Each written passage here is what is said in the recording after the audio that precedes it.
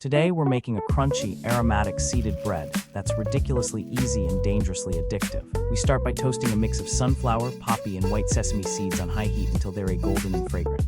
Set those aside to cool. Next, we toss 600 grams of flour, 12 grams of salt, and 3 grams of dry yeast into a bowl and give it a quick mix.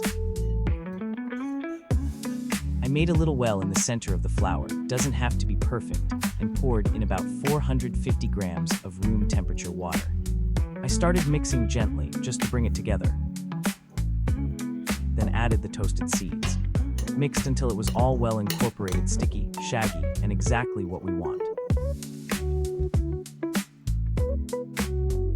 Make sure you cover the bowl and let it sit at room temp for 1 hour.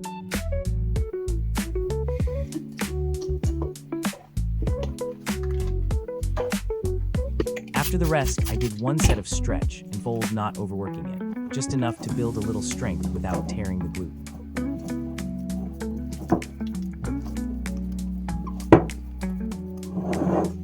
Then I moved it to a larger bowl, covered it up again, and let it rise for 1 to 2 hours until it doubled in size.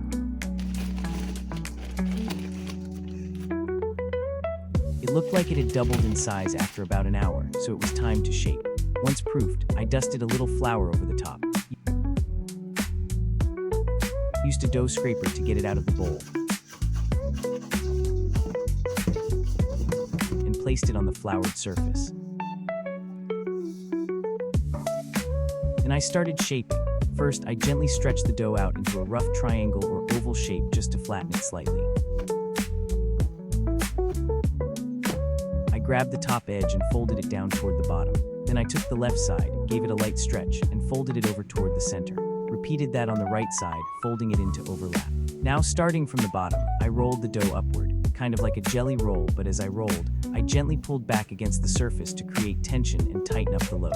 That gives it structure and helps it hold its shape while baking. Covered it with the bowl and preheated the oven to 250 degrees Celsius. With the Dutch oven inside, gave it 15 minutes to heat up.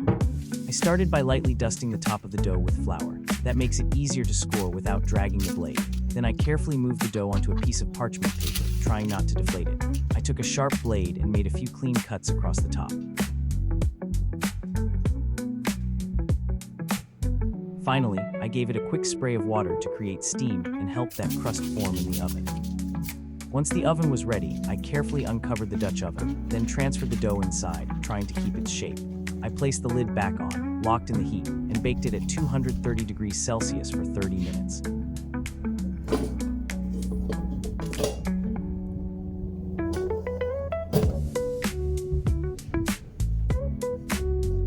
After the first bake, I took the lid off and baked it for another 20 minutes at 200 degrees Celsius. That's what gives the bread its deep color and perfect golden crust. Look at this beautiful, golden brown loaf. We want it to cool completely before slicing into it. And once it's cooled, we can finally take a look inside.